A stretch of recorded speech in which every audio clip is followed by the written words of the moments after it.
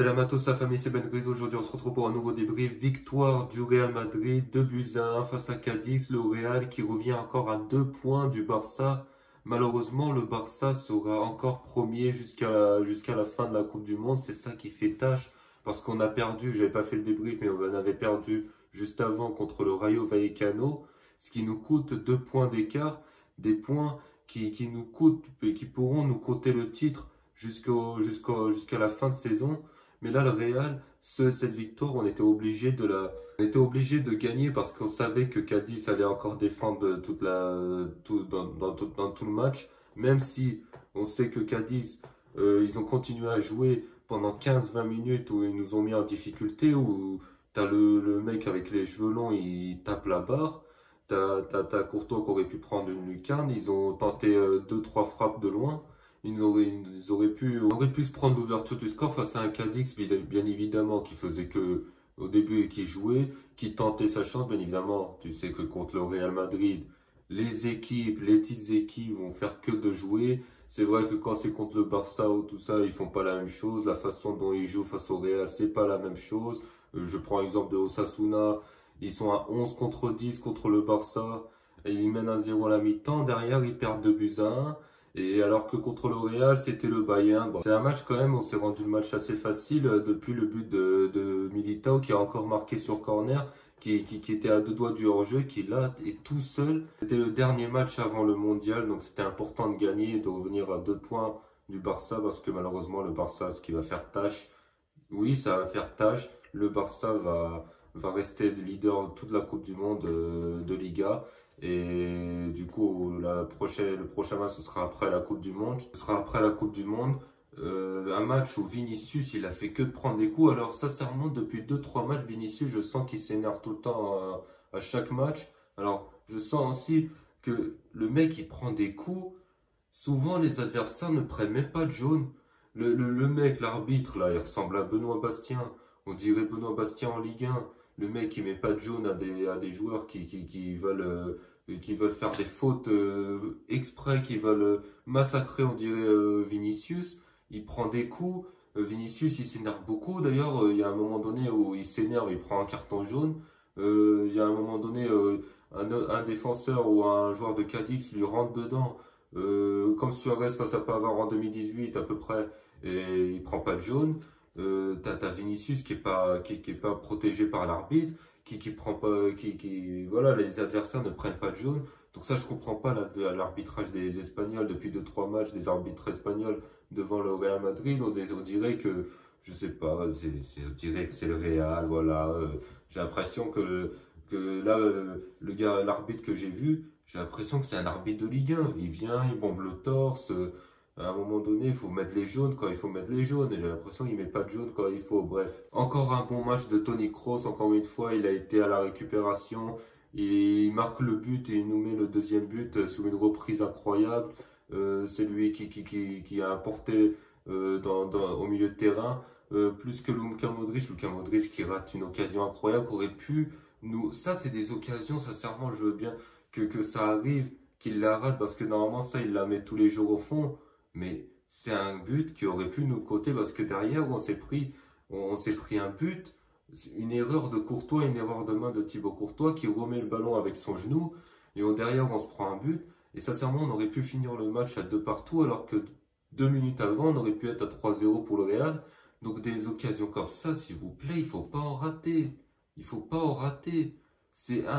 Là, on aurait pu être à 2 partout. La tête du mec là avec les cheveux longs dans les dernières minutes, heureusement qu'il la met au-dessus. Parce que normalement, en plus, il y avait même pas hors-jeu.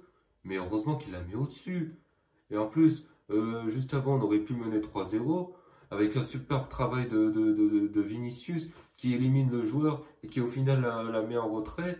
Modric, normalement, doit la mettre 100 fois. Heureusement qu'on gagne parce que sincèrement, ça aurait fait parler. Ferland Mendy, oh mais lui, là, sincèrement, l'absence, là, parce que la liste est tombée hier de Didier Deschamps, sincèrement, la grosse absence en défense, à mon sens, c'est Ferland Mendy. Là, ce soir, Ferland Mendy, il a encore montré qu'il pouvait, qu'il a le niveau international, il a le niveau d'une Coupe du Monde et sincèrement, il méritait d'être sélectionné. Il est partout. C'est lui qui défend, enfin, il défend bien, il vient récupérer les ballons, il va plus vite que tout le monde, il fait des percées, il apporte offensivement, il apporte défensivement, il est solide. Et il se débrouille à chaque fois qu'il est en difficulté, il arrive à trouver des solutions pour nous sortir de cette difficulté et nous ressortir ses ballons, à dégager la balle, même s'il est pressé, c'est un joueur. Ferland Mendy, c'est un joueur, le mec, il peut être pressé par deux trois joueurs, il va quand même, il perdra pas la balle. Et alors il va prendre, le truc c'est qu'il peut prendre des risques en faisant des relances dans l'axe, mais le mec, il est pressé à 3 à 4, il arrive à te trouver des solutions, à tourner autour des joueurs pour au final dégager ou la remettre à Militao. Militao qui a fait un très bon match, qui a marqué encore une fois sur une tête et il n'était pas gêné du tout, il était à ça du hors-jeu, mais il a réussi à mettre ce but. Valverde, il a fait un match correct, il a fait un match comme d'habitude, c'est-à-dire le mec qui perçait, toujours le milieu de c'est toujours ce profil du milieu de terrain qui perce le milieu de terrain, qui arrive en attaque, qui s'apprête à frapper. Du coup, lui, il a fait un match correct. Toni Kroos qui a fait l'homme du match, à mon sens, c'est l'homme du match. Parce que c'est lui qui met le deuxième but, il met un but magnifique. C'est lui il n'y a que lui pour mettre, on va dire, des buts de cette manière. Je la voyais même pas venir. Je la voyais même pas venir, ce but. Il arrive, boum, frappe du pied droit, en force. Et sincèrement, cette victoire, elle est importante parce que cette victoire, juste avant le mondial, malheureusement, on est derrière encore le Barça, mais c'est des points qui vont compter. Je veux bien que, parce que ces derniers matchs, on faisait des mauvais résultats parce que des joueurs voulaient se préserver pour la Coupe du Monde. On peut penser à Militao en défense qui va jouer avec le Brésil, Vinicius, Rodrigo qui a fait un match correct en attaque aujourd'hui. Des joueurs comme t'as Tchouaméni qui veut se préserver pour la France. Donc voilà, donc c'est sûr qu'il y a la Coupe du Monde qui arrive, mais je veux bien, mais les matchs dernièrement, sincèrement, je préférais que tu sois sur le banc et que tu te gères comme le fait Benzema et que tu laisses des jeunes joueurs, du Real jouer à ta place au lieu de rester sur le terrain, te préserver, faire attention et montrer un visage pitoyable comme face au Rayo Vallecano où sincèrement c'était mérité de perdre. Là, on arrive à gagner, on a failli faire match nul, donc en vrai, défensivement, il y a encore, il y a encore quelques erreurs défensives. Et sincèrement, offensive, bah là, Modric aurait pu mettre le troisième, donc il faut concrétiser vite dès qu'on a des occasions. Chouameni, tu sens que c'est un joueur quand même qui est encore dans la nécessité d'avoir des cadres comme Toni Kroos ou Modric à côté de lui. Parce que là, en équipe de France, bah, lui, il va être obligé d'être peut-être le patron du milieu de terrain parce qu'il n'a pas de cadre à côté de lui. Mais tu sens que c'est un joueur qui encore a la nécessité d'avoir des cadres à côté de lui, que ce soit Modric ou Kroos. Et un match comme a fait Kroos, et ben ça peut que aider Tchouaméni dans son futur pour le Real. En tout cas, moi, je suis satisfait de son match aussi. Là, il a tenté, il y a des moments où il tentait sa chance, il les mettait au-dessus.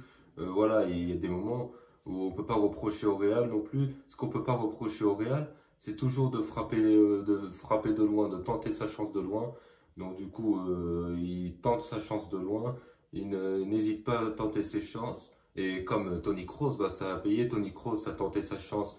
Il l'a mis au fond, il a cadré à ras de terre. Nedesma, il n'a rien pu faire. Donc ça, c'est un point très positif.